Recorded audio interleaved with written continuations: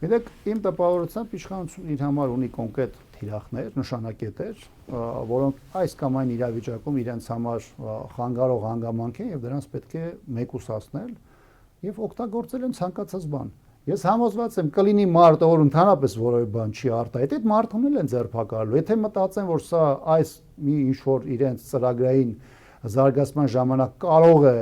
նույնիսկ ի ներկայությամբ, չեմ ասում իջ խոսքով կամ ակտիվությամբ, որևէ խնդիր առաջացնել,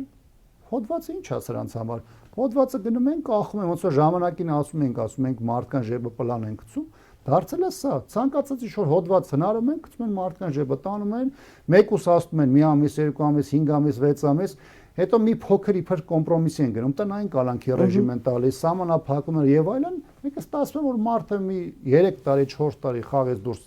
եկած վիճակումը, դե արդեն 5-րդ տարին էլ կասեն արդարացվեց կամ մեկ այլ բան, արդեն իրավիճակը որևէ ձևով չի փոխում։